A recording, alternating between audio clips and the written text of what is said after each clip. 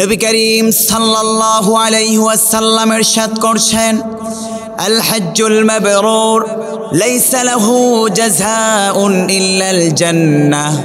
যেই ব্যক্তি হজ্জে মাবরুর আদায় করলো ওই ব্যক্তির জন্য রব্বুল আলামিন জান্নাতের ব্যবস্থা করে রাখলেন। প্রশ্ন হচ্ছে, হজ্জে মাবরুর কাকে বলে? আল্লাহ সুবহানাহু ওয়া তাআলা তার বিবরণ সূরাতুল বাকারার 197 নম্বর আয়াতে কারিমার মাঝে ইরশাদ করছেন। রব্বুল আলামিন বললেন, ফামান ফারাদা ফীহিন্নাল হজ্জ ফালা রাফাসা ওয়ালা ফুসুকা ওয়ালা জিদালা ফিল হজ্জ। যেই ব্যক্তি এহরামের কাপড় বেঁধে নিজের উপর হজকে অবধারিত করে নিল, তার জন্য 3টা নিষেধাজ্ঞা রয়েছে। 1 নম্বর রব্বুল আমিন বললেন, ফালা রাফাসা, সে যেন কোনো মন্দ কথাবার্তা না বলে, ওয়ালা ফুসুক, 2 নম্বর সে যেন কোনো অশ্লীল কাজকর্ম না করে, ওয়ালা জিদালা ফিল হজ্জ, 3 নম্বরে সে যেন হজে গিয়ে কোনো প্রকার ঝগড়ায় জাটে লিপ্ত না হয়ে যায়। আর নবী করিম সাল্লাল্লাহু আলাইহি ওয়াসাল্লাম ইরশাদ করলেন, যেই ব্যক্তির হজের মাঝে এই 3টা বিষয় না পাওয়া যাবে ওই ব্যক্তির প্রতিদান কেবলমাত্র আল্লাহ তাআলা তার জন্য জান্নাতের ব্যবস্থা করে রাখলেন। হজের 2 নম্বর ফজিলত হচ্ছে আল্লাহ পাক রব্বুল আমিন তাকে নিষ্পাপ বানিয়ে দিবেন। যে হাদিসটি সহিহ বুখারী এবং মুসলিম শরীফের বর্ণনায় এসেছে। আন আবি হুরায়রা রাদিয়াল্লাহু তাআলা আন قال قال رسول الله صلى الله عليه وسلم من حج لله فلم يرفث ولم يفسق رجع كيوم ولدته أمه। আবু হুরায়রা রাদিয়াল্লাহু তাআলা আনহু থেকে বর্ণিত, বিশ্বনবী সাল্লাল্লাহু আলাইহি ওয়াসাল্লাম বললেন, যেই ব্যক্তি হজ করার জন্য রওনা হলো ওই ব্যক্তি হজ করার পর সে এমত অবস্থায় ফিরে আসলো যেন দুনিয়ার মধ্যে একজন ছোট্ট বাচ্চা যখন ভূমিষ্ঠ হয় নিষ্পাপ অবস্থায়, ওই ছোট বাচ্চার যেমনই কোনো গুনাহ থাকে না, ওই হাজী সাহেবেরও কোনো গুনাহ থাকে না। তবে ওই হজের জন্য, ওই নিষ্পাপের জন্য শর্ত হলো 2টা।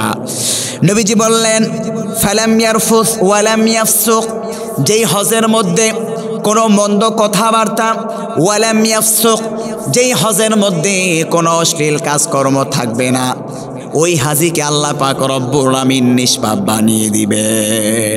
তার মানে 2 নম্বর ফজিলত আমরা পেলাম, আল্লাহ সুবহানাহু ওয়া তাআলা হাজিকে নিষ্পাপ বানিয়ে দেন। 3 নম্বর ফজিলত হচ্ছে আল্লাহ সুবহানাহু ওয়া তাআলা হাজী সাহেবের পূর্বের সমস্ত গুনাহগাতাগুলো মাফ করে দেন। যে হাদিসটি তিরমিজি শরীফের বর্ণনায় এসেছে। নবী করিম সাল্লাল্লাহু আলাইহি ওয়াসাল্লাম ইরশাদ করছেন, মান হাজ্জা ওয়ালাম ইয়ারফুস ওয়ালাম ইয়াফসুক গুফির লাহু মা তাকদ্দামা মিন যামবি।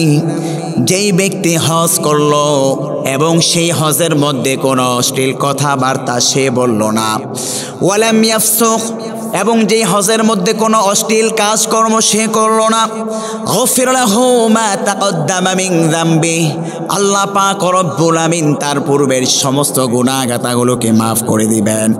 4 নম্বর ফজিলত হলো বিশ্বনবী সাল্লাল্লাহু আলাইহি ওয়াসাল্লাম বললেন, হাজী স্বয়ং রব্বুল আমিনের জিম্মায় তিনি সর্বদাই থাকেন।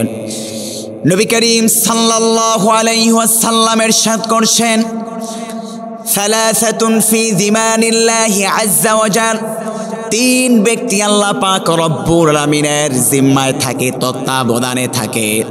নাম্বার 1, রজুলুন খরাজা ইলা মসজিদিন মিন মাসাজিদিল্লাহ, যেই ব্যক্তি আল্লাহর দরবারে সাজদায় মাথাকে অবনত করার জন্য, নামাজ পড়ার জন্য যখন মুয়াজ্জিনের কণ্ঠে আজান শুনল, সঙ্গে সঙ্গে যখন সে মসজিদে গিয়ে নামাজ আদায় করলো, ওই ব্যক্তি স্বয়ং আল্লাহ পাক রব্বুল আমিনের জিম্মায় থাকে।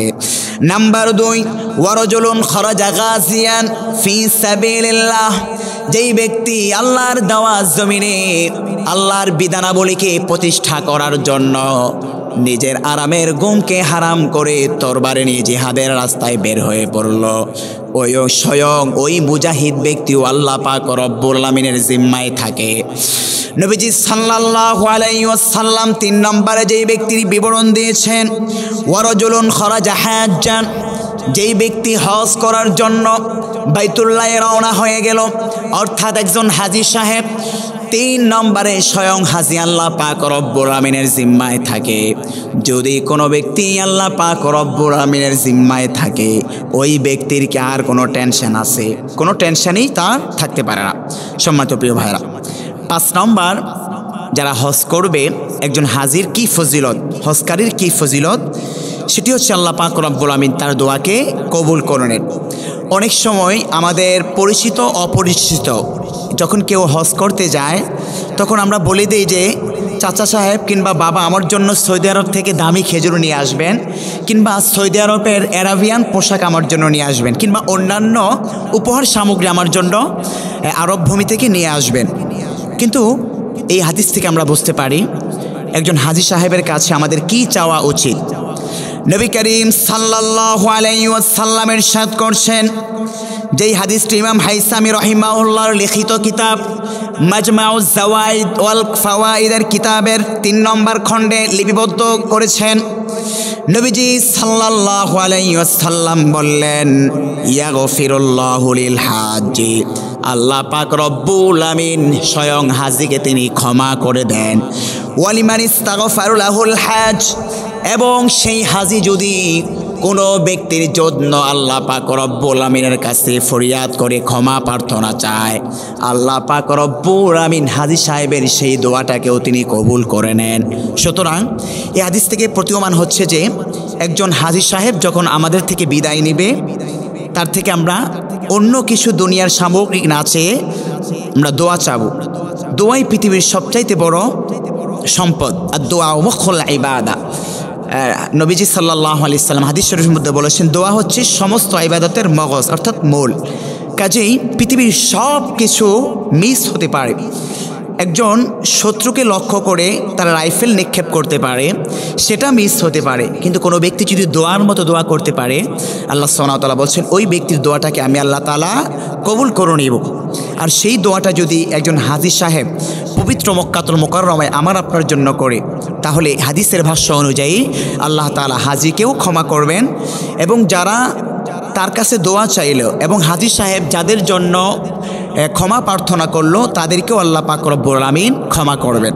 তবে মাঝে মাঝে আমরা হতাশ হয়ে যাই, যে বলি আল্লাহ এত দোয়া করলাম, হাজী সাহেব চিন্তা করলো এত কিছু দোয়া করলাম, হাজী সাহেব চিন্তা করলো এত বরকতপূর্ণ জায়গায় দোয়া করলাম আমার মেয়ের জন্য, আমার নায়নাতকুরের জন্য, কিন্তু আল্লাহ তাআলা বুঝে আমার দোয়াটা কবুল করলো না।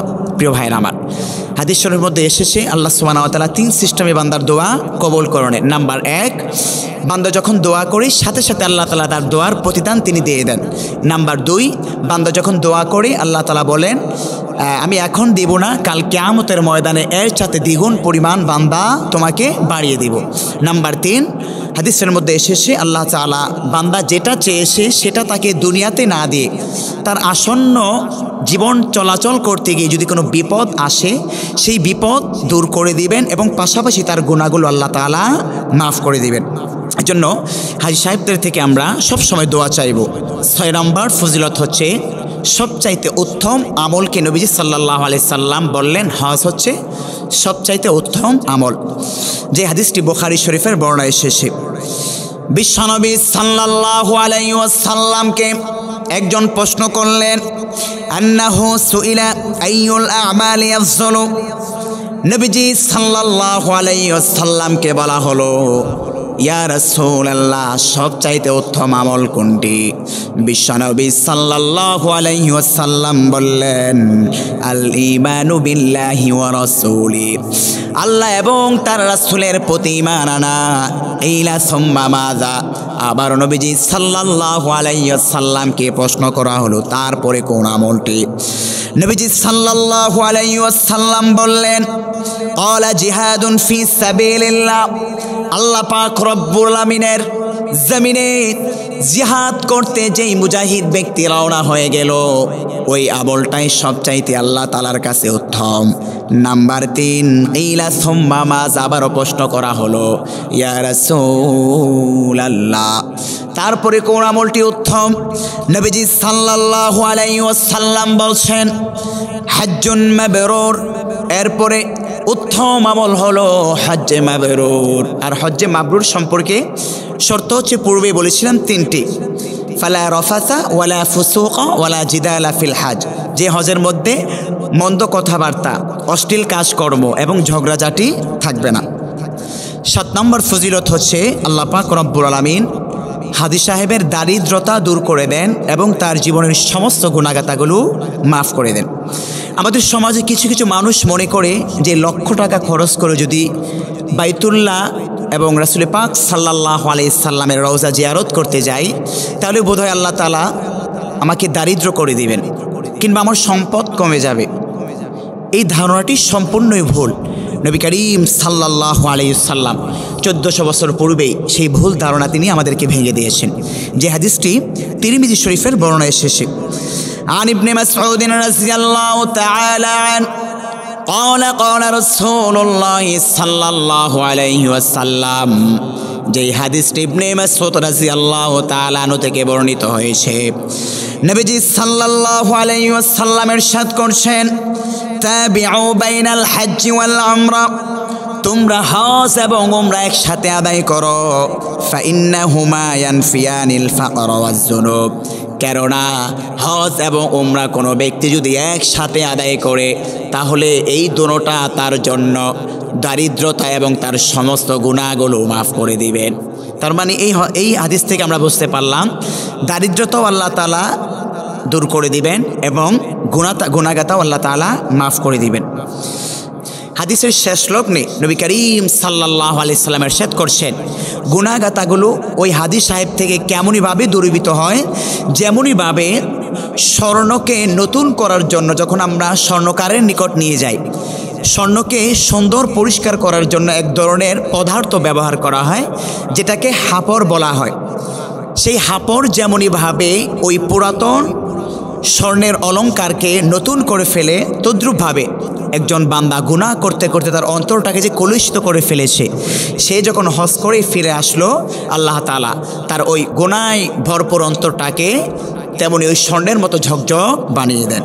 প্রিয় ভাইরা আমার, ওয়ালাইসা লিল হাজ্জাতিল মাবরুর সাওয়াবুন ইল্লাল জান্নাহ, হাদিসের শেষ লগ্ন নবীজি সাল্লাল্লাহু আলাইহি সাল্লাম বলছেন, হজ্জে মাবরুরের কোনো দুনিয়াতে প্রতিদান নেই, তবে শুধুমাত্র প্রতিদান হচ্ছে আলটিমেটলি তার জন্য জান্নাত। 8 নম্বরে হজকারীর জন্য ফজিলত হচ্ছে, হজ করতে গিয়ে যেই পরিমাণ কষ্ট আমি আপনি অনুভব করি, সেই অনুপাতে আল্লাহ পাক রব্বুল আমিন হাজী সাহেবকে সেই অনুযায়ী সওয়াব দিবেন। আমাদের দেশে অনেক মানুষ বৃদ্ধ অবস্থায় হজ করতে যায়। যারা ইয়াং পিপল আছেন, আমি আপনাদেরকে রিকোয়েস্ট করছি, আল্লাহ যদি আপনাকে সামর্থ্য দিয়ে থাকে তাহলে আপনি এখনই হজ করে ফেলুন। বিষয়টা এমন নয় যে হজ করলে বাকি জীবনটুকু আপনাকে হাজী সাহেব হয়ে থাকতে হবে। তবে হ্যাঁ, হজের জীবনের অন্যতম একটি উদ্দেশ্যই হচ্ছে সে স্বয়ং আল্লাহ তাআলার সবচাইতে বড় নিদর্শন বাইতুল্লাহকে দেখবে, নবীজি সাল্লাল্লাহু আলাইহি সাল্লামের রওজা জিয়ারত করবে। এত কিছু দেখার পরেও যদি সে নিজেকে পরিবর্তন করতে না পারে, তাহলে ওই হাজী সাহেবের জন্য হতভাগা আর হতে পারে না। তবে তার মানে এই নয় যে একজন ব্যক্তি সংকল্প করেছে কিংবা ওই ব্যক্তির ওপর হজ ফরজ হয়েছে, সে যদি তৎক্ষণাৎ হজ আদায় না করে এই কনসেপ্টে যে বাকি জীবনটুকু আমি ভালো হয়ে চলতে পারবো কিনা, ভালো মুসলিম হয়ে চলতে পারবো কিনা, এই টেনশন করে যদি সে আরও বিলম্বে হজ আদায় করে আর এমত অবস্থায় যদি তার মৃত্যুবরণ হয়, নবীজি সাল্লাল্লাহু আলাইহি সাল্লাম ওই ব্যক্তির জন্য ভয়ঙ্কর ওয়ার্নিং দিয়েছেন। নবীজি সাল্লাল্লাহু আলাইহি সাল্লাম বলছেন, সেই ব্যক্তি ইয়াহুদি হয়ে মৃত্যুবরণ করুক, কাফের হয়ে মৃত্যুবরণ করুক, এতে করে আমি রাসূলের কোনো যায় আসে না। এজন্য আমি সকলকে আহ্বান করব, যখনই যেই সময় যেই ব্যক্তির ওপর হজ ফরজ হয়ে যাবে সঙ্গে সঙ্গে যেন আমরা হজটুকু আদায় করে নেই। মনে রাখবেন, যখনই যেই অবস্থায়, বৃদ্ধ অবস্থায় হোক, যুবক অবস্থায় হোক, যখন আমরা হজ করতে যাব আর সেই হজের কার্যাবলী পালন করতে গিয়ে যখন কষ্টের সম্মুখীন হব, সেই কষ্ট অনুপাতে আল্লাহ পাক রব্বুল আমিন আমাকে আপনাকে সওয়াব দিবেন। যেই হাদিসটি মুস্তাদরাকে হাকিমের মধ্যে এসেছে, আন আয়েশা রাদিয়াল্লাহু তাআলা নবী করিম সাল্লাল্লাহু আলাইহি ওয়াসাল্লাম ইরশাদ করলেন, আল্লাহ পাক রব্বুল আলামিন যেই ব্যক্তি হজ আদায় করতে গিয়ে যেই পরিমাণ কষ্ট তার হবে ওই অনুপাতে আল্লাহ তাআলা তার জন্য সওয়াব লিখে রাখবেন। 9 নম্বরে ফজিলত হচ্ছে প্রতিদিন 120টি রহমত আল্লাহ পাক রব্বুল আলামিন বাইতুল্লাহর মাঝে নাজিল করেন। ইয়ানজিলুল্লাহু আলা হাযাল বাইতি কুল্লা ইয়াউমিন ওয়া লাইলাতুন 20। নবী করিম সাল্লাল্লাহু আলাইহি ওয়াসাল্লাম ইরশাদ করলেন, প্রতিদিন রব্বুল আলামিন 120টি রহমত এই বাইতুল্লাহর মাঝে আল্লাহ তাআলা নাজিল করেন। এই 20টি রহমতের মধ্য থেকে সিত্তুন আলিত তাইফিন 60টি তাওয়াফকারীদের জন্য, ওয়া আরবাউন আলিল মুসাল্লিন এবং 40টি এই বাইতুল্লাহ নামাজ আদায়কারীদের জন্য, ওয়া ইশরুনা লিন নাজিরিন আর মাত্র 20টা হলো যারা বাইতুল্লাহর দিকে তাকিয়ে থাকে, যারা বাইতুল্লাহর দিকে দৃষ্টিপাত করে তাদের জন্য আল্লাহ পাক রব্বুল আমিন 20টি রহমত নাজিল করে দেন। তো এই ফজিলতগুলো তো আপনি হজ করার ফলেই পাবেন। কাজেই যদি এই এক্সট্রা ফজিলতগুলো আপনি অর্জন করতে চান অবশ্যই আপনাকে হজ করতে হবে। 10 নম্বর ফজিলত হচ্ছে আরাফার দিনে আল্লাহ পাক রব্বুল আমিন এত সংখ্যক মানুষদেরকে ক্ষমা করেন যেটা অন্যান্য দিনে তিনি ক্ষমা করেন না। আর সেই আরাফার ময়দান তো আপনি সেই পবিত্র মক্কাতুল মুকাররমার মাঝেই আপনি পাবেন। 11 নম্বর ফজিলত হচ্ছে হজ করতে গিয়ে কোনো ব্যক্তি যদি মৃত্যুবরণ করে আল্লাহ পাক রব্বুল আমিন কিয়ামত পর্যন্ত তার জন্য হজের সওয়াবই লিখতে থাকবেন। নবীজি সাল্লাল্লাহু আলাইহি সাল্লাম বলছেন, মান খরাজা হাজ্জান ফামাতা কুতিবা লাহু আজরুল হজ ইলা ইয়াউমিল কিয়ামাহ। যে ব্যক্তি হজ করতে গিয়ে মৃত্যুবরণ করবে কিয়ামত পর্যন্ত হজের সওয়াব তার আমলনামার মধ্যেই লিখতে থাকবে। 12 নম্বর ফজিলত হচ্ছে মহিলাদের জন্য হজ্জে মাবরুর হচ্ছে জিহাদের সমপরিমাণ সওয়াব। আমরা অনেকেই জানি যে মহিলারা চাইলেও জিহাদ করতে পারে না, তবে হ্যাঁ মুজাহিদদের জন্য বিভিন্ন জিনিসের ব্যবস্থাপনা তারা তৈরি করে দিতে পারবেন খাদেমা হিসাবে, কিন্তু সরাসরি নারীদের জন্য জিহাদ করার সেরকম বিধানাবলী নেই। এই জন্য নবী সাল্লাল্লাহু আলাইহি সাল্লাম বলছেন, মহিলারা যদি হজ করে হজ্জে মাবরুর করে তাহলে সেই হজটা তার জন্য জিহাদের সমপরিমাণ সওয়াব হবে। 13 নম্বর ফজিলত হচ্ছে বৃদ্ধ অবস্থায় হজ করলে আল্লাহ তাআলা ওই হজের সওয়াব জিহাদের সমপরিমাণ দিয়ে দিবেন। সম্মানিত প্রিয় ভাইরা, যেই 13টি ফজিলত আমরা উল্লেখ করেছি হাদিসের আলোকে, আল্লাহ তাআলা আমাদের যাদেরকে সামর্থ্য দিয়েছেন হজ করার, আমরা প্রত্যেকে যেন হজ আদায় করতে পারি সেই তৌফিক দান করুন। আমরা সকলে পড়ছি আমিন।